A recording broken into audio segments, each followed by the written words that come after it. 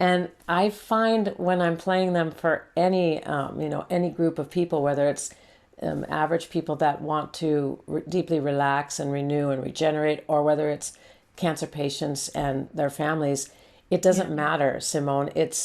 There's something that happens that because of that quartz-like structure in our own bodies, we can land in the sound very, very easily. It's been my experience. Whether I play for medical doctors, like it doesn't matter. They have the Mm. ability to quiet the thinking mind. So it's sort of like this radio channel gets turned down, the volume gets turned down, and it gives people a bridge to land deeper in their authentic self. Welcome to the Soulful Sound Podcast, where you will find conscious, inspiring content to support your healing and transformation. Now, before we jump into today's episode, I want to extend a heartfelt invitation for you to be part of our community, where more insightful conversations await to guide you to heal, grow, and thrive. Simply click the subscribe button. It means the world to me, and your engagement is a big part of us reaching the hearts of other beautiful souls like you. Thank you so much for joining, sending you love, healing, and sound wherever you are. Welcome back, everyone, to the latest episode on the Soulful Sound Podcast. I'm joined by the beautiful Jeralyn Glass, who is an internationally acclaimed singer, pioneering figure in the realm of sound healing, creator of the Source Be Inspired app, and the author of Sacred Vibrations, the transformative power of crystalline sound and music. Welcome in, Jeralyn. I'm so honored to have you here. Thank you so much, Simone. It's a pleasure to be here. Thank you. Wonderful. Now, I generally like to top and tail my conversations with a little bit of a personal story. And I know that you're very much started in music and opera and all the beautiful work you're doing in sound healing now. I'd love to know about what drew you into this work. And you can share any part of the story that feels right too. Thank you. I knew as a little girl that I wanted to sing. That was very clear. And my career began on Broadway, and that was in My Fair Lady with starring Rex Harrison. So we had quite a British cast. The director was British, and I was the youngest in the cast. I played the upstairs maid for Rex Harrison in My Fair Lady. And from there, I went on to do uh, other musicals. I had started originally in Jesus Christ Superstar, also a British composer, and and then Showboat, and then I fell in love with opera. So my career took a turn, and I ended up going to Europe at a very young age, and spent 20 years there singing, teaching. I became a professor, and then I started a children's foundation there called Kids for Kids, which was about, I've always felt, and my family was very grounded in service. So I always felt like that no matter where I was in the world, I wanted to do things of service, because music also just lends itself so much to that, music being the universal language. So I started a children's foundation where we created original musical productions and raised money for music therapy for children. So that was kind of already a little dip into sound and music as medicine. But it wasn't until 10 years ago that my only child, my son, passed away, that music then became my medicine, to walk me through grief. And I began sharing it in that way. That Yeah. is so beautifully profound. And I'm curious about, because I know as a singer myself, I remember the moment where, let's use the word performance for the sake of understanding. There was a moment where it shifted from performance to offering, from performance out to the world to this inner vibration that was emitting from a sound and healing perspective. And I'm curious if you had any moment where that shifted for you from the opera into the sound healing and using sound as medicine. That's it's such a good question, because I actually write about that, a little bit about that in my book, Sacred Vibration. So I know we'll talk about that. This Amazing. is a book that came out with Hay House. I think I always understood, and I'm sure you do too, that we are a vessel and every single person has a unique vibrational signature. So we Mm, have these two tiny vocal cords here, but they color the sound just like our fingerprint is mhm, unique. And I think I always understood, I wouldn't have put it in those words, but I think I always understood that we have to tune ourselves. And mhm, we're a human instrument, so it's not like the piano or the guitar that I can tune it. I have to work always on the inside. And I think as a young singer, certainly before performances, whether it was the musical theater productions or whether it was when I moved into the classical world, whether it was that, I would always have a deep connection with spirit, with God. And, basically tune into I am a light, make me a light that embodies the presence of the divine and allow that sound to mhm. touch people. But Yeah. as you said, there was the moment where I sat in grief over the unexpected loss of my child, and I already had the crystal singing bowls. I had been playing them over 18 years now, and I'd been playing them when my son was little. So Mm, he knew the bowls really well too. And I guess I knew nothing else but to just start to play the bowls and recognize for myself, because you're in such a state of loss and grief and shock, and mm, this is forever in a sense, right, that the physical presence is gone, that I just started to play one bowl, and it held me enough, Simone, that I could weep and keen and grow. The mm, song Your Daddy's Son, mm. from Ragtime. Do you know that Yes, song? yes, I And know it. Yeah. that was something that I had always put in programs because I loved that song. And Mm, it's about a mother keening over the loss of her baby. And I just remember the moment of starting to play this one bowl, which was selenite, and feeling that I could release what I couldn't express in talk therapy. mm, Suddenly, the music made a container for me to just express sound, that was the deep from the deep depth of a mother's heart and soul, right? And so that was the moment where afterwards I remember playing the one bowl for about 50 minutes, and I got up to wash my face and I saw there was light in my eyes.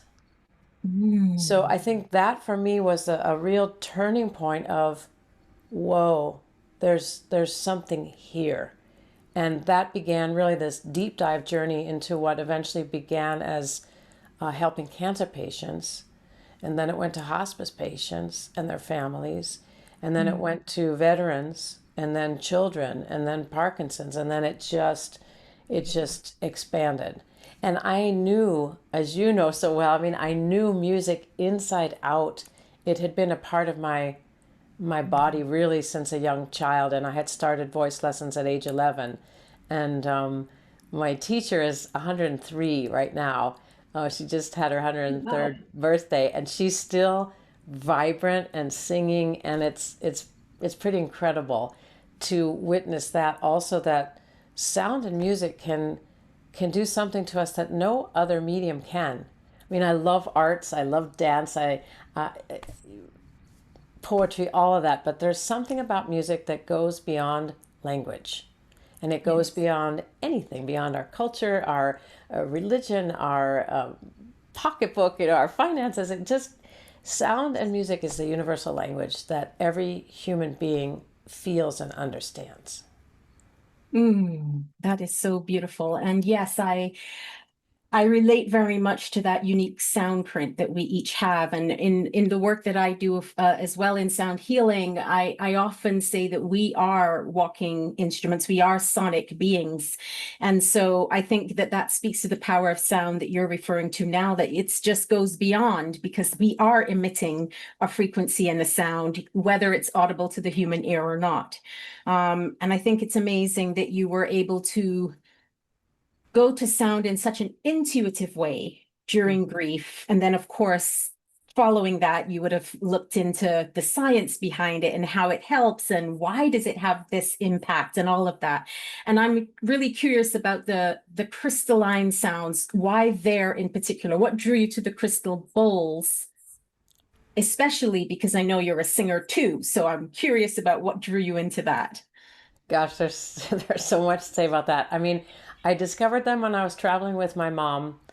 Uh, I lived in Germany for many, many years, and I was traveling back home here in the Southwest in California with my mom, and we heard a demonstration.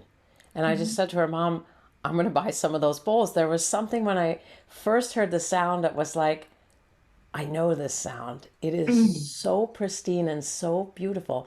And as a singer, I had had a small collection of the Himalayan singing bowls. So like when I traveled for different performances, excuse me, I would take two bowls with me and I'd put them on my tummy. There was a smaller one and a larger one. And I just lay myself down. I'd do my stretches and my prep work and my breathing. And then I would just play that bowl, have it on my tummy, and just and one was a higher note, one was a lower note. So in essence, I was tuning my instrument. I wouldn't have named it any of that at that point because I was a musician singer. I wasn't studying sound healing in any way, but I knew the power of sound. And when I think back to that, I loved those bowls. They went to Japan with me. They went all over the world when I was touring. But when I heard those crystal bowls, it was a completely different experience. And I knew immediately that I had to get them. So I got seven, one for each chakra. And now at that point, I knew of the chakras from yoga, but I hadn't never studied. I hadn't immersed myself in the energy centers in the body or like that.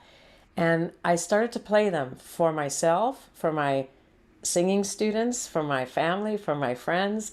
And my son loved them.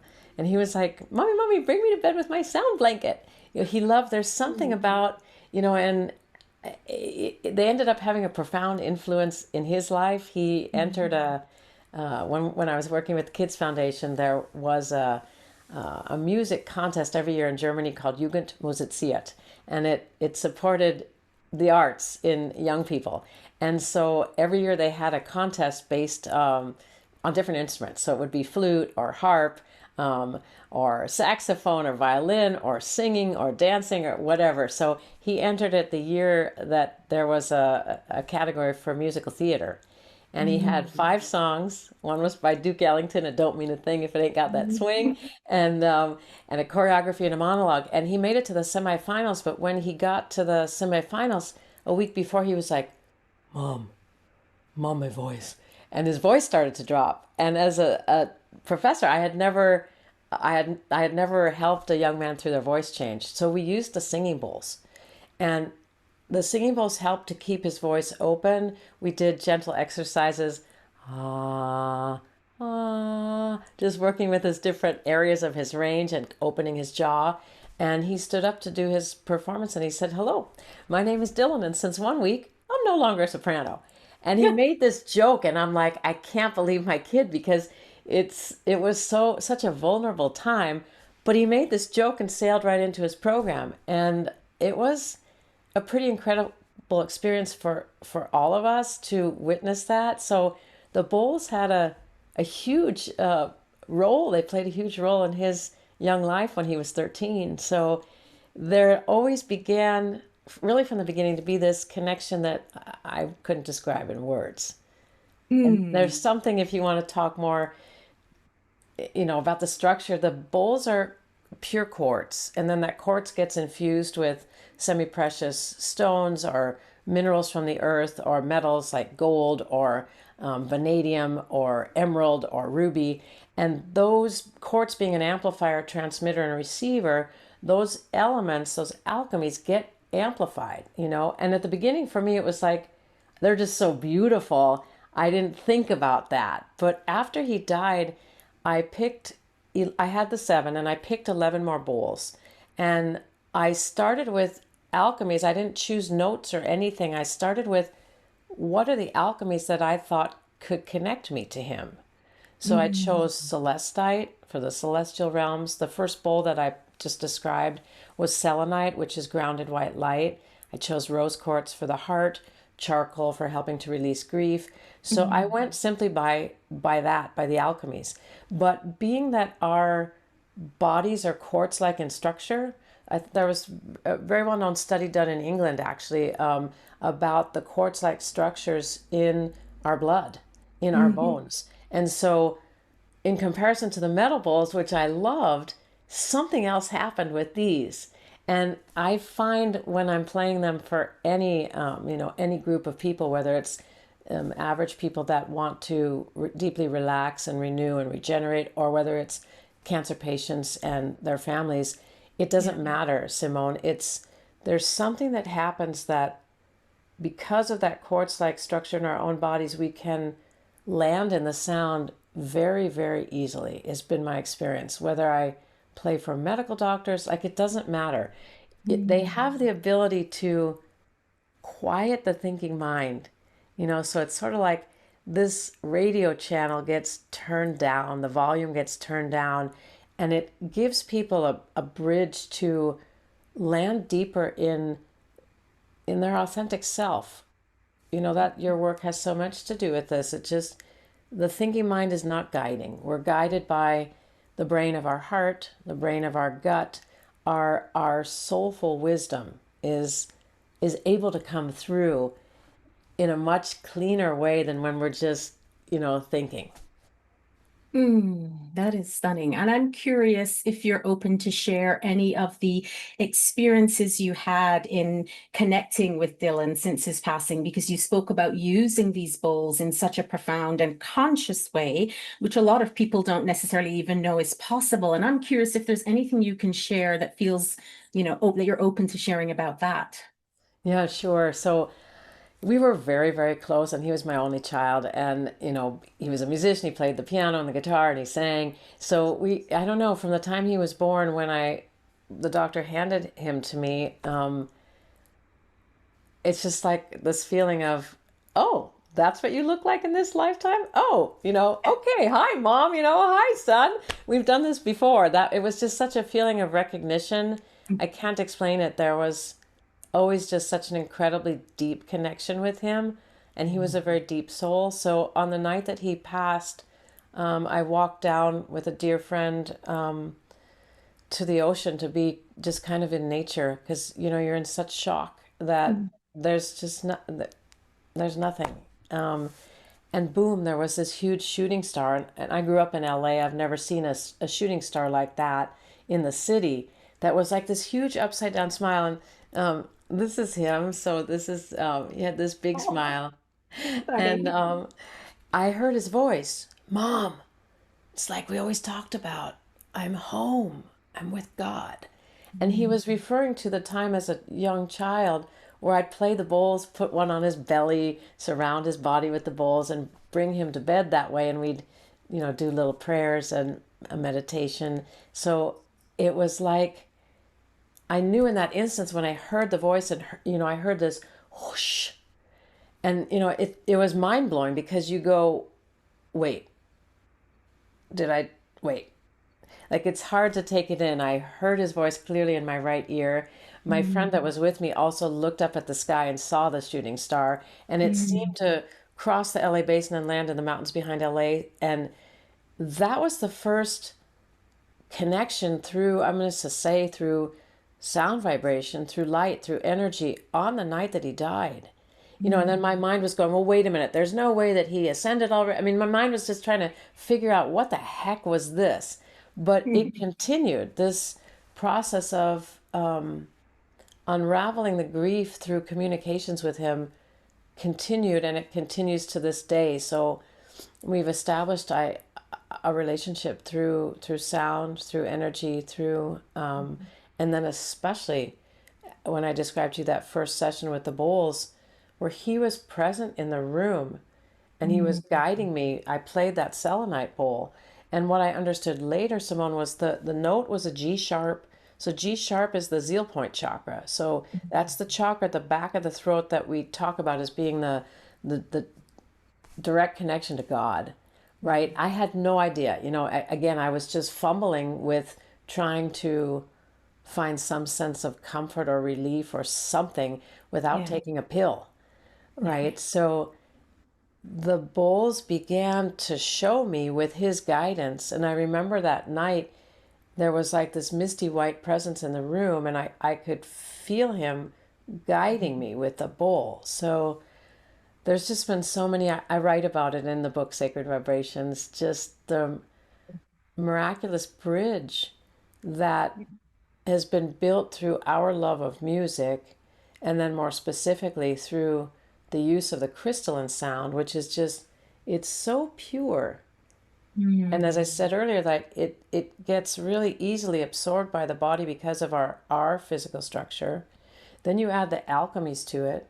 Then you Yeah. add perhaps, what note it is or what tuning it is, and something happens. But I find what's so interesting is there's no one size fits all. I can't give you a prescription and say, Simone, if you're suffering from a headache, I'm going to give you this bowl and that's going to do it for you. Hmm. It's they invite each of us into our own personal journey of expansion, of feeling, of groundedness, and eventually of transformation and healing. But it's so personal to each of us. It's just like music is, you like to listen to Pharrell Happy, or whatever it is that people enjoy listening to. My mom, she loves Fly Me to the Moon by Frank Sinatra, and it's just so, it's like, what do you love? And that's the kind of music that can inspire and make changes inside people. And yet when you play the bowls, which I'll share with you all in a little bit, Yay. it holds this, it just holds this space. It's like when I first heard them, Mhm. you you drop into a space that, in my experience as a musician, no other instrument has ever taken me quite to that space. And I've heard incredible concerts in the Berlin Philharmonic with Herbert von Karajan conducting. I've heard incredible concerts, pop concerts, etc., etc. But Mhm. nothing does what the bowls do. And I think because of this sort of single focus with lots of different overtones, the Mhm. mind goes, oh, wow, that's music. And in that moment, the mind is quiet. Yeah, And then we have the ability to breathe and feel something beneath or beyond the thinking mind. that is great. Something is emerging from that beautiful share, Jeralyn, and that is this thread of from your moments of trying to make sense of what you're feeling or what you might have been experiencing. The night your son passed and what you beautifully described, to listening to certain things and thinking about it, and then your mind, goes silent and something changes. So for me, there is a thread emerging on the dance between heart and head there, or the intuition and the logic, masculine and feminine, if you like. So, whichever terminology you want to run with, I'm curious in your own experience, because I know, again, coming from a musical background, you understand the theory. So you can get up and you can say, I'm going to choose a G, or you can just be called to it, or I'm going to sing this note or this song, or I'm just going to improvise and let whatever wants to come through, come through. So I'm curious, what's your relationship like with that dance between understanding the theory of music and knowing the science of sound healing and the bowls, and that intuitive, as you said, it's not a cookie cutter approach, that intuitive drop in that allows us to just be in the moment. That's also such a brilliant question, because I think as an artist, your dance is always about, how do I hold the structure of the music? How do I keep the high level of excellence that I've trained? And then how do I let my heart express itself? How do I let my soul express itself? It's always the dance. And the beautiful thing about the arts is that you you have to be present. You Mhm. can't just go on rote. And I learned that during My Fair Lady. We did 456 performances across the United States, and not one was the same. I mean, yes, we had the same choreography, the same notes, the cast was pretty much the same, conductor, but your job, our job as human beings, whether you're artists or not, is to find presence, to Mhm. find that groundedness of, here I am, this is my authentic self, and then I live my life from there. But that's that's a challenge for most of us. It's a challenge. In the arts, of course, we're trained to do that, but I think the dance is always, as I said to you, I didn't know it was a G sharp note. I just chose selenite because I thought selenite is about a bridge between heaven and earth. I need that. I need to have that bridge to find my son, right? And now as a teacher, I teach over 120 hours of trainings and experiences and retreats and etc. As a teacher or guide, of course, I'll say I'm going to work with these particular notes and this particular tuning. I'm going to put these particular musical intervals together. But in the end, Simone, I have to play with my heart and my presence, because every single time, even if I'm playing the same set, even if I'm singing the same performance, it's going to be different. Music is made in the moment. I mean, obviously, if you listen to a recording, it's going to be the same recording, but it will touch you in different ways each time you listen to it, right? And I love that power about music to pull you into a deep presence that for me nothing else does. So it's always the dance between that.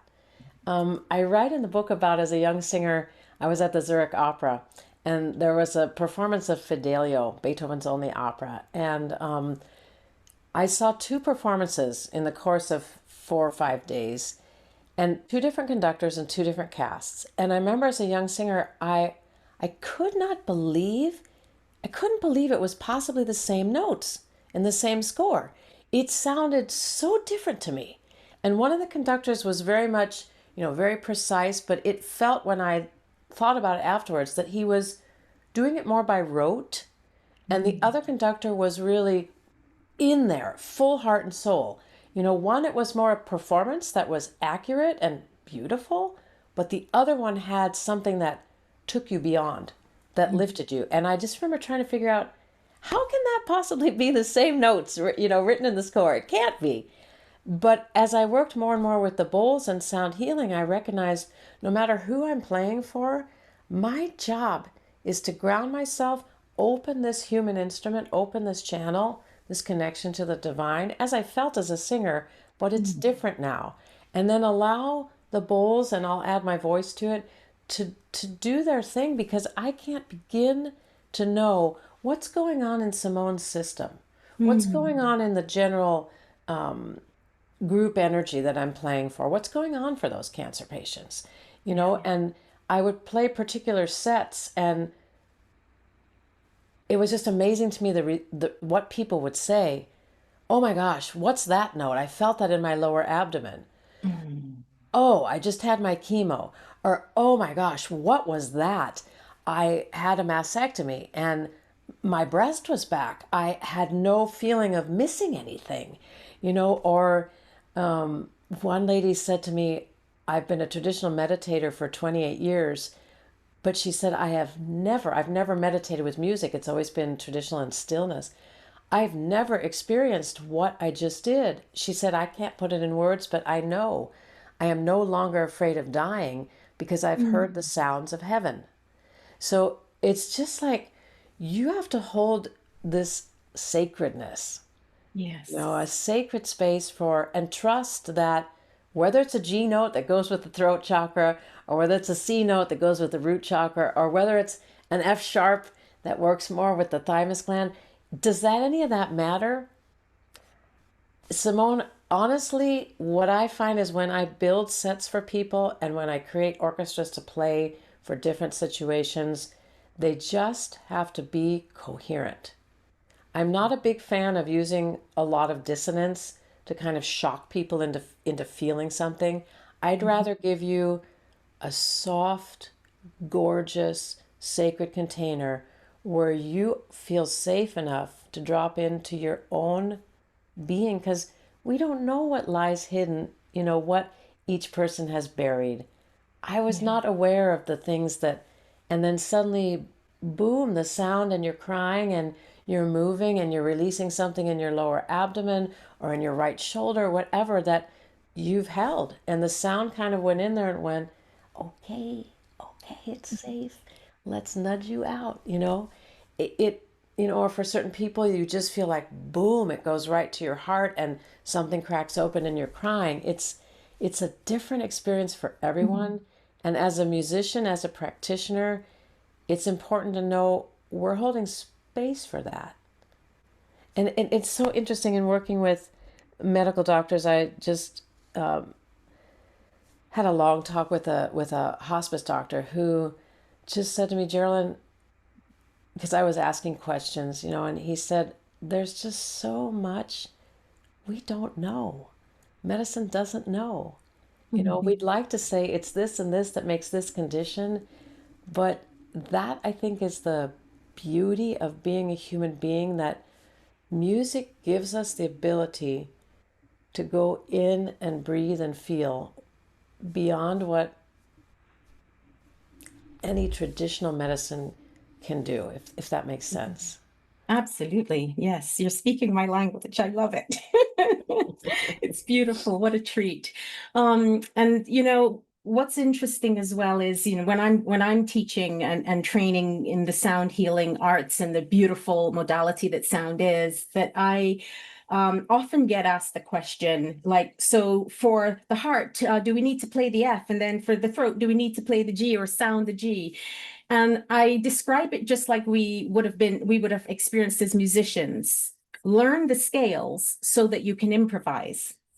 When you know what some of these things are grounded in, then it doesn't matter after that. Then you're going with what you know, and that is that sacred piece that I know you're speaking of, that holding space in a way that just allows whatever needs to come through. I always say there are no wrong sounds. Whatever needs to come through is the right sound for the right at the right time. It's so correct. And also, we don't know, like, so somebody says, okay, I've got heartbreak, please play me the F. But I say, so for example, on the table there's a low G note. So a low G, yes, it works with the throat chakra, but a low octave G is grounding below the feet. Mm. That G happens to be morganite. Morganite works with the heart. So it may help in somebody, let me ground myself with heart presence and let's see what else moves. Does that Yes, make sense? So it's like, absolutely. you want to go, we all do. We all want to go one to one and go, give me a pill for my grief. Just whatever it is, just give me something that takes it away. Yeah. But my original wounding, my original loss may have to do with just fear. The Mhm. fear of my child being taken away, or the fear of, whatever it may be. And that fear may start in my lower abdomen with fight or flight reactions. So I may not need the heart note chakra. I may need something that works with that body chemistry of calming the production of cortisol, right? Yes. So that's why it's important that, we feel that the sets are coherent, or that if you're working one to one to somebody, you ask particular questions. Where in your body do you feel it? How does this sound feel to you? Because a one to one sound, throat chakra to throat chakra or heart to heart, may not be it. And Yeah. that's partly why I love the alchemies, because the alchemies give that other dimension. And Mm. again, the human being is just, it's so complex. Again, speaking with this doctor, like, everybody experiences death and dying, for example, for hospice in a completely different way. Some people are very open to being with the connection to source, to spirit, to God. Other people are terrified. Oh God, please, no, no, no, no, I'm scared. It's so how do we work with all the different emotions and backgrounds and traumas and injuries and pains, and how do we do that? That means that I have to continue to tune my own human instrument and make sure that I'm as pure and loving an instrument that I can be, so that I can hold that space. And then, as you said, the music, you know your structure, but the music may totally surprise you. Like, there was one sound bath on World Sound Healing Day, which is February 14th, began by Jonathan Goldman, sound healing pioneer, that I was playing. It's actually the bowl on the table, the big purpley one in the back. It's a Mm. low C octave 3. I was playing that bowl, And in the meditation, we were working with generational patterns, healing generational patterns. And when I got to the father's side, the bowl started screeching and it got this super high pitch. And I'm like, okay, the first thing I thought, as a musician is, wait, what are you doing with your technique? Why is it doing that? And it was like, I recognized, because that had never happened before, I recognized suddenly, wait a minute, that high pitched energy is like a laser, and the sound vibration is doing something. It's cutting through something for people. Don't figure it out, Jeralyn, just play. And I'm thinking inside, oh gosh, they're going to get up and walk out, or, like in a performance, they're going to start to boo or whatever. And, it was just, okay, quiet those thoughts and just continue to play. And nobody moved and nobody got out.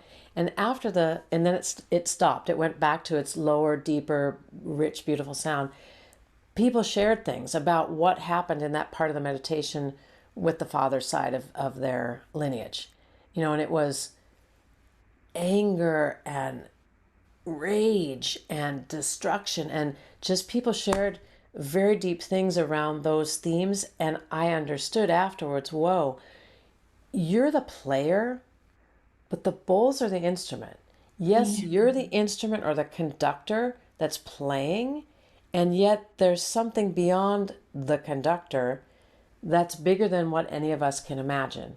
And you put the whole orchestra of bowls together, then you put the alchemy of all the people in the room, because that never happened again with that bowl. It never happened again. Yeah. Distortion might have been needed, as you say, or a little bit of dissonance, and that's beautiful. It made itself known. Yeah. And the important thing is really our pure presence, so that, I had my moments as a performer of, uh-oh, what are you doing wrong? And then it was just like, whoa, this is another space. We're talking about deep transformation and healing, and there's a flow that's happening through, I'm going to name it music medicine.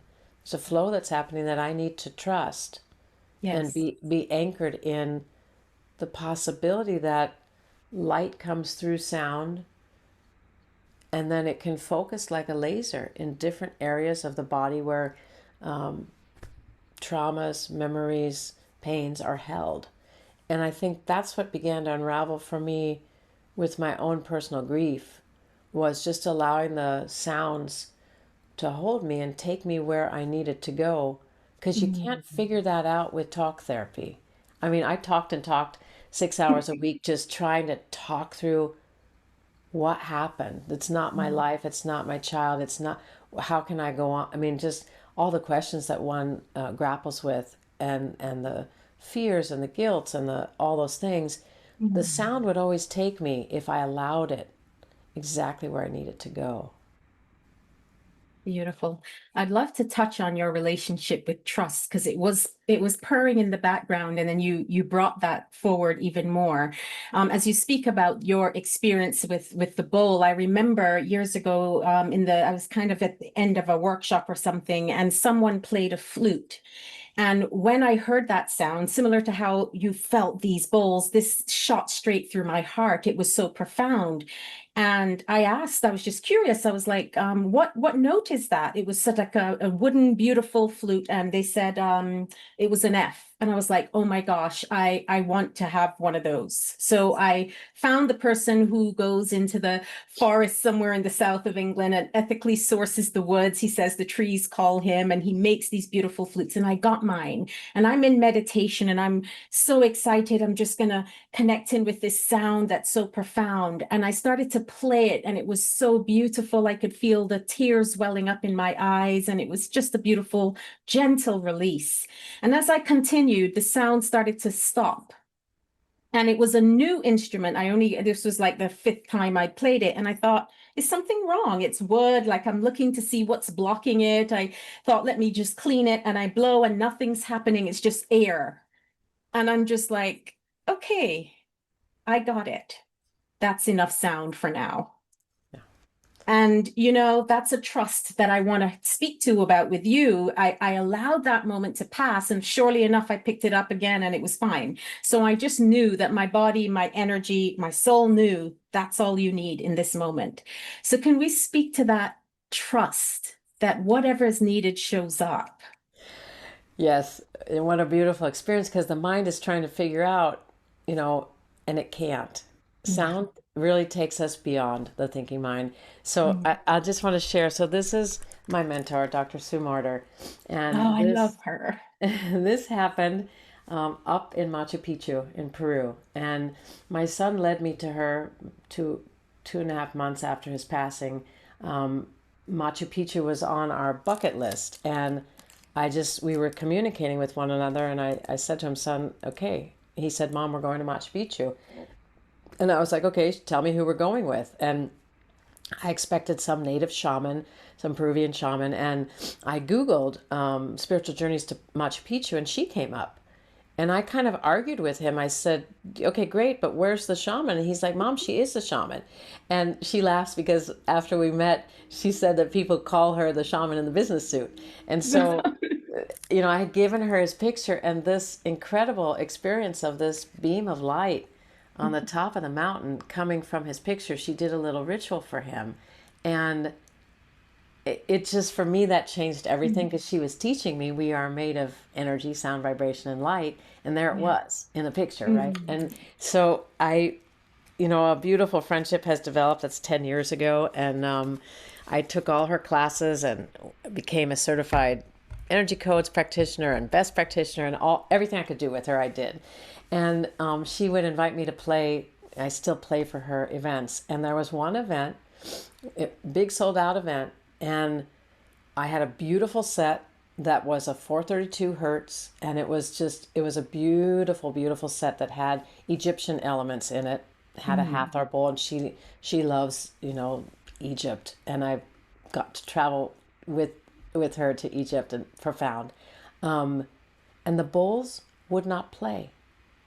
Simone, I'm swirling, I'm tapping, and there's no sound, and she's looking at me gently like, let's start the sound meditation. And I'm trying to communicate. Everyone has their eyes closed. I'm trying to communicate to her. I don't know what's happening. The bowl will not play. It's not playing.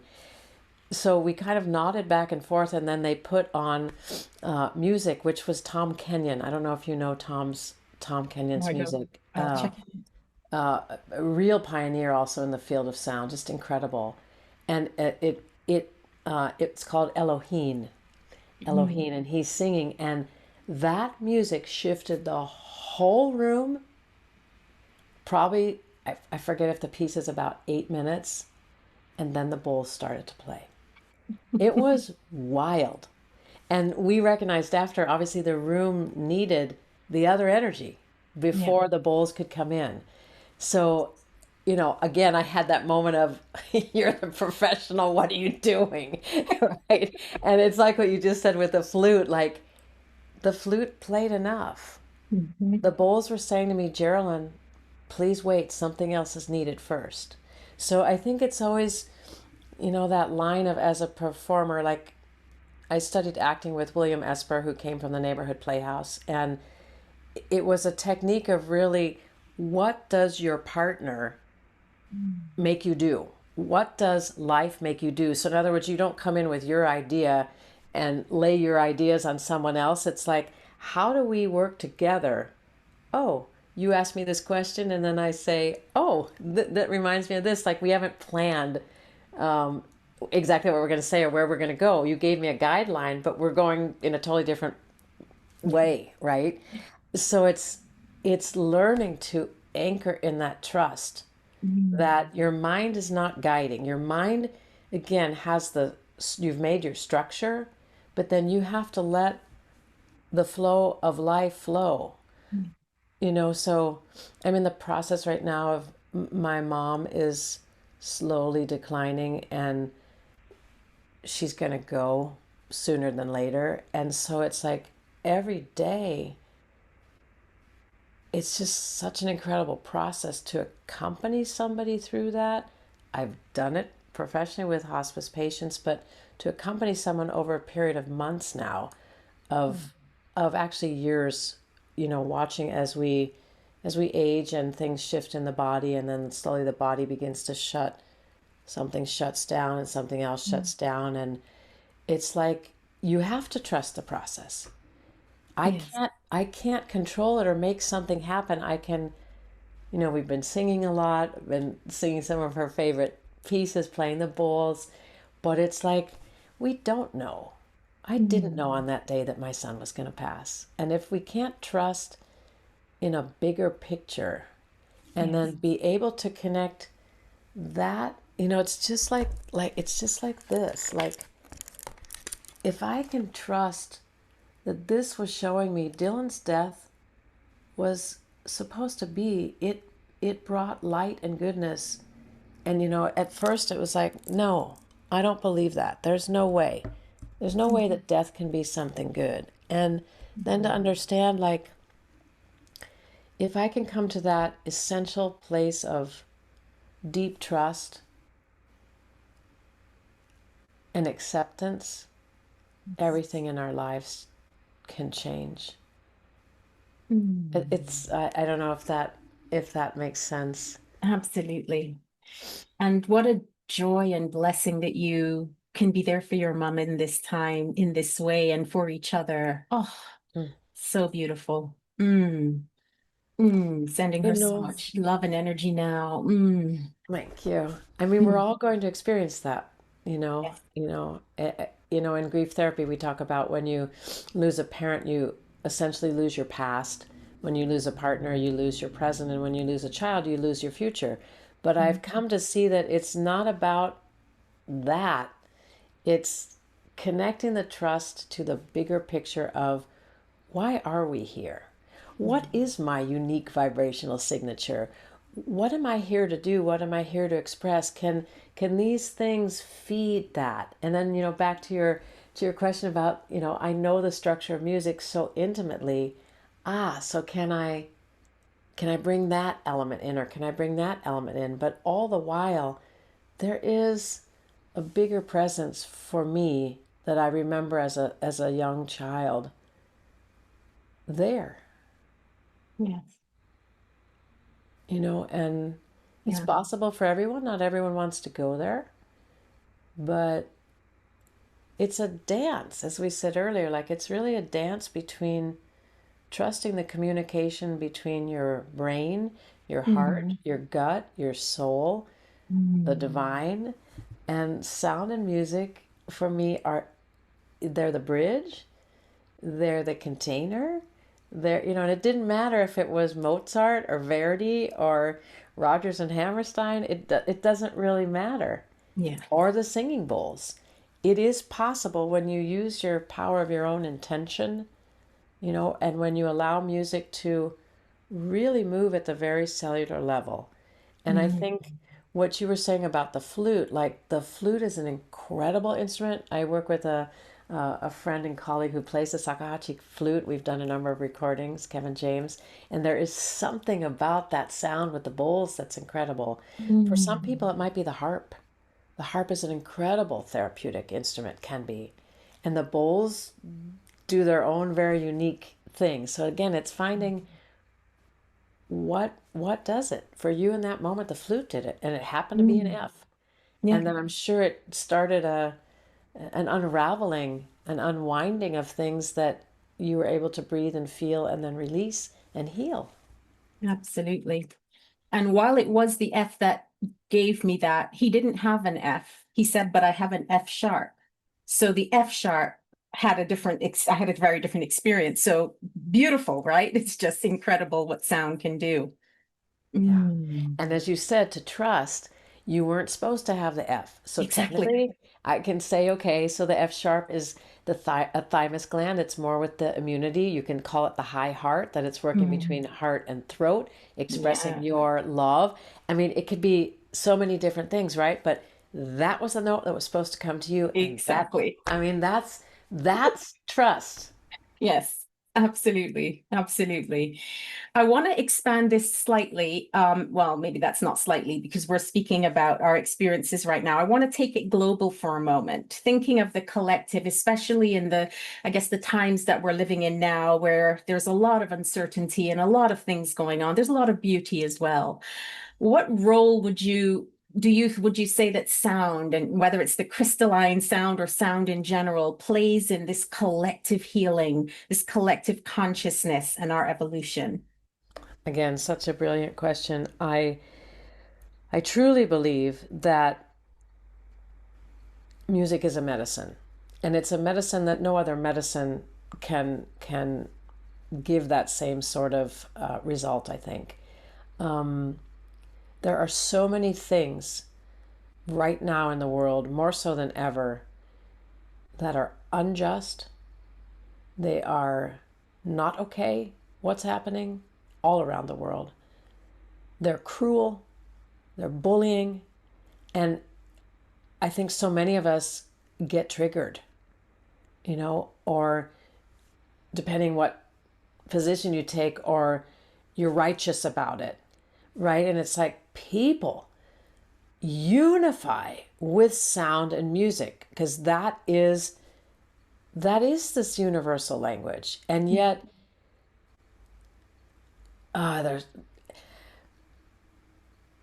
I find when I'm super triggered about just things that I feel helpless to make an impact on, but I know that if I can stay tuned, meaning that if I can go into the trigger points and be able to infuse them with love and with kindness and with compassion and with integrity and with sensitivity, intimacy, just with love, that I shift my own vibrational frequency, and that helps tune those around me and take it further out into the world. I feel like, and that might sound very naive, but I feel like we, especially as humanity, need tools right now to calm the trigger points.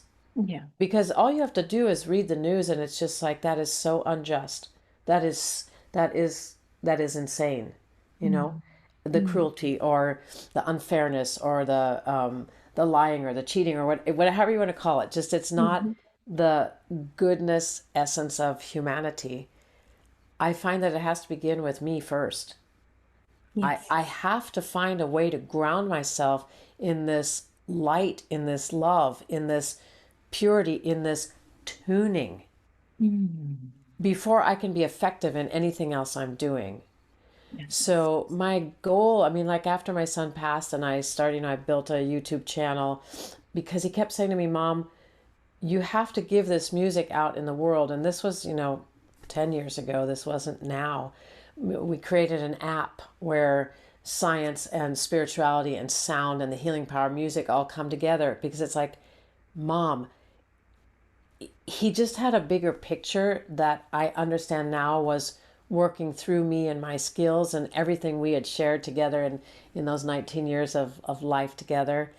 It's like, how can we help people to release, to calm their angers and their frustrations, to come to their center, to be in harmony, and then to be empowered and grounded from that place of a tuned instrument, to then speak their authenticity into the world, to do Yeah. the good deeds that need to be done now, to hold space for healing for people. Because if we sit back passively, that's not going to do it either. So it's like, Mm. and you feel as a human being, well, what can I possibly do? That's happening way across the world. Can I Mm. give money there? Can I? It's more about, how do we harmonize and unify this human orchestra? If Yes. each of us is an instrument in the human orchestra, and my job as, either the flute player or the violin player or the conductor, we have to come together. So if I'm the conductor in this moment, how do I inspire my orchestra members to tune? Mm. That's it. Mm. So beautiful. The power of entrainment. The more of us coming into that within ourselves, the ripple effect is limitless. Mm. Sometimes I do. So, like, for example, 2 years ago, I was on the island of Maui when that big fire started. And it took out the whole village of Lahaina. And, that there was historical trees and just that had been landmarks in that in that community. And I had my bowls with me, and I remember just feeling, watching the destruction. We could see the flames. What can I do? People lost lives, they lost homes, they lost artwork, they lost everything, right? Yeah. And I mean, happens again and again in the world, but I remember that moment as a sound practitioner, a sound healer, just feeling, what can I do? And I started to play the bowls and just set an intention of healing, of goodness, of light. That music brings its power to each and every person as they need it. And Yes. it was just, there was something in that holding that space with the bowls, and they played so pristinely, and just knowing that something's happening. I Mm. can't define it, but again, your poignant question, trust. Yeah. Trust that Beautiful. what you do in your own vibrational frequency, it matters. Yes. Really matters. Mm. Beautiful. I know that you touched briefly on the app. Can you share a little bit about the beautiful app that we can all jump into? Oh, I yes. love that. So it started, this is called Source Be Inspired, and there's 20 presenters on it. And it started with sitting in my mom's living room, um, and hearing Dylan again comes through the right ear, Mom, we have to make an app. And I'm like, wait, what? And then there were friends there with us, and I just said it out loud, and one of the young women was like, "Oh, I know someone who does that." And just like that night, the idea was born, and it's sort of like, okay, son, like I know nothing about creating an app, and who's going to fund it, and how are we going to do it, and that's how it started. It was now almost 5 years ago, and so we have the British acoustic scientist John Stuart Reid, who Mm. he works with the cymoscope, so he makes sound visible, which is super cool. So we've done a study with 9 F note bowls, speaking about the F note, in different octaves, different tunings, so people can see what their visual looks like. Jonathan Goldman's on it, Dr. Sue Morter is on it, Eileen Mm. McCusick, who's a tuning fork pioneer, she's on it. And it Yes. was like Dylan was just going, Mom, you got to bring all your friends together, and we have to make this platform where people who want to explore it can understand, oh, here's some science behind sound. What is a constructive and destructive sound? What does that mean? Mm. A place where we just added to the app that there's a long meditation, so there's an extended version of things, so if people want to just fall asleep to an hour meditation, or just want to study to that or whatever, that's on the app. There's Dr. Sue's Body Awake Yoga is on it. So it's the app is really about embodiment, expansion, learning about what is the science of sound, why is it important to me in my life, what can that possibly bring in my life, and then there's beautiful experiences on it. We have a Mm. little child on there who there's actually two that did some meditations for children, and it was really interesting. I was just with her, and um, I I picked out a set of bowls, and I asked her if she'd be open to singing with me, and to just watch how the bowls Mm. gave her a platform to sing real easily with them. Because my idea at the beginning was to have a space where families could share the app too. Yeah. So we have some new projects we're going to put with her on the app. She's now 11, and 11, going to be 12. She's going to be 12, and she was 8 when we started. So Oh. I just feel like to watch how she moved with the sound, and we did some, like, there's some mantra on there. Johnny Harrison, who's an incredible musician and chant singer, she's on there.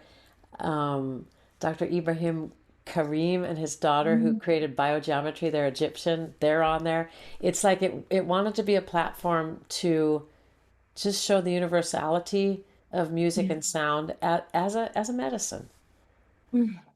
Beautiful. Well, I know I'm going to put all of the links to your amazing work Uh, so that everyone can check this out. Would you be open to giving us a little bit of sound now before we close this beautiful conversation? yeah, I go say two more things about that. Yes, of course. Dr. Daniel Levitin, who wrote This Is Your Brain on Music, he's also on it, so he brings some of the science. And then Victor Wooten, who's a five-time Grammy Award-winning bass player, we did an improv, and it was like, okay, Victor, let's do bowls Love and it. bass. Oh Okay, my cool. gosh. All Both right, and so bass. I said to him, "What key do you want to do?" And he said, "Well, any key that you want to do." And I was like, "No, you choose and let me guide. Let's see what you're inspired." Because I really wanted, like you said, this trusting dialogue. So if Victor Mm. brings his incredible artistry through the bass, and the bowls go, "Oh, let's do this with Victor's bass," so that we really also exemplify what true collaboration looks like.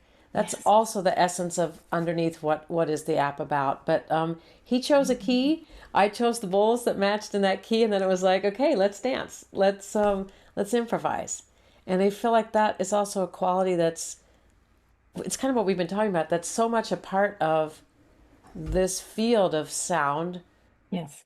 and music as medicine, sound healing is we can't even begin to know everything, and there's no one straightforward prescription, whether I say F for the heart or whatever. And it's like, how can I trust? How can I have enough knowledge and structure? And then how can I trust that the soul of music, knows what is needed? Yes. And so my dream, my goal with my son was to create that platform with the app that just really gives people a lot of possibilities for exploration into this really rapidly expanding field. One other thing that we did with Hay House before the book came out is we created this oracle deck. Oh, And yes, I had a look. How incredible. I'm very, very proud of that. It was the first of its kind. It was also inspired by my son. So you see that there's a QR code on the front of Yes. each card, and that takes you to your This sound. is So, for example, mm, I traveled to Chile with Dr. Sue Martyr. This is taken in front of the Moai statues there, where I played the bowls, and so each card it's very meaningful. So anyone that's interested in yeah, playing with an oracle deck, it's beautiful. So it's so called beautiful. the Crystal Sound Healing Oracle, and you can Amazing. again, my son going, Mom, we got to make a card deck where people can, you know, put the cards in their purse or in their back pocket and have their phone and they can hear the sound of the bowls. So that was the whole point of that one. Such amazing collaborations. And I love that Dylan's right up front and center in there as well. That's incredible. Simone, it's like my family will say to me, you're really blessed to have that communication. And one other point to that is that when I dropped deeply in grief and I was so in grief I couldn't move, I couldn't find him. He Mm. wasn't there. And when I would allow myself to ground and let the grief ground me, and then the channel became more and more open, then he was there. So I learned like feeling sorry for myself and just wallowing in grief without allowing it to move. I couldn't find him anymore. And I Mm. would panic. Where are you, son? And I learned like, hey, there's a healthy way, what we were talking about the triggering before. There's a healthy way to feel all the feelings, Yes. ground them, allow them to move and be expressed, and then you transform. Mm. Yeah, and then for me, that light was always possible. So that I know now. Um, Amazing. so this is an incredible set. I'll just play you first, just that you hear the structure. Okay.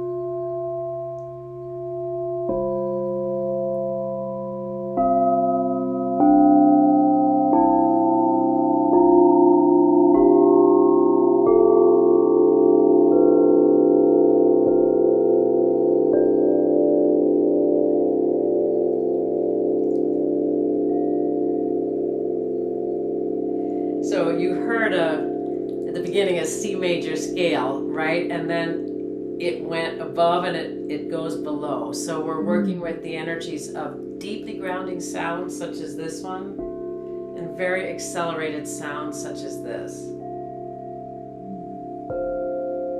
Right?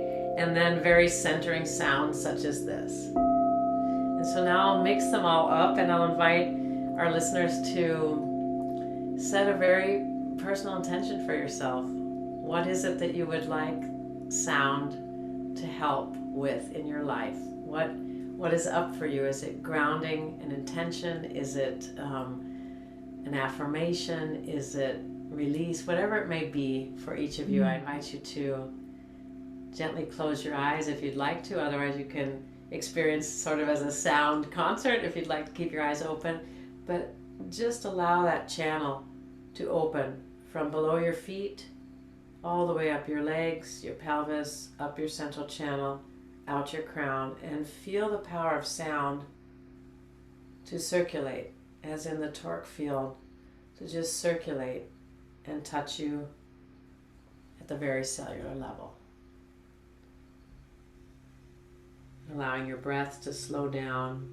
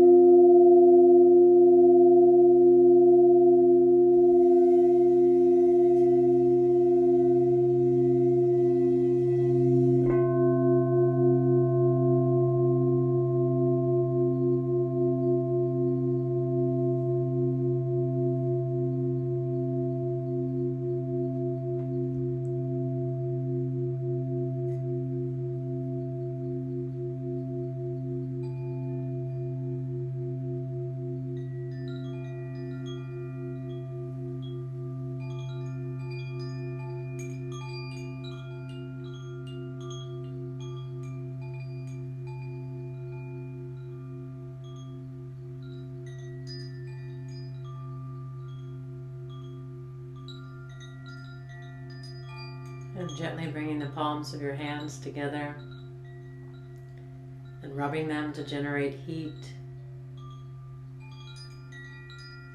Feeling the electrical presence that is you. And tenderly begin to stroke them through your scalp, caress your cheeks, feeling love. Love, beginning with yourself. And then gently begin to tap your chest, your upper abdomen, your belly, your hips, your thighs.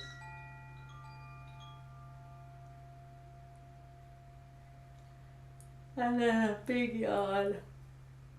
And a stretch and opening your eyes. And welcome back. So this big beauty that we started with, this is the one that had that high-pitched screech, and as you could hear, there was nothing about that this time.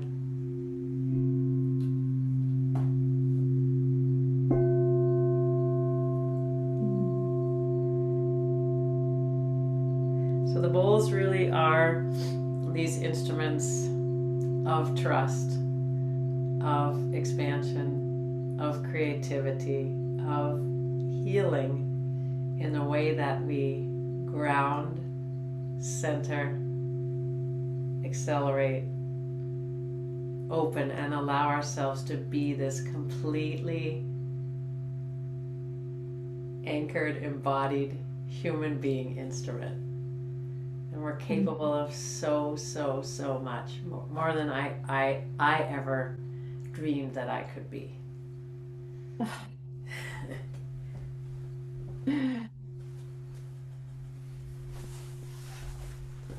And it never ceases to amaze me how just such a short space of time, human time, can be so long in that ethereal sonic space. It's so beautiful. Yeah. Jeralyn, thank you so much for joining us today, for your presence, your time, your wisdom, and your vulnerability. It's so appreciated. And I really celebrate you and the work you're doing, bringing sound even more into the world. It's needed. And what a beautiful honor to be able to chat with you today. Thank you for all your insightful questions and all the work you're doing in the world. It's a gift, so thank you for sharing your light. Thank you. Now, I like to wrap up all of my conversations with the same question to each guest, and that is, what is your soulful sound to the world? That's just a prayer or desire that you wish upon the world.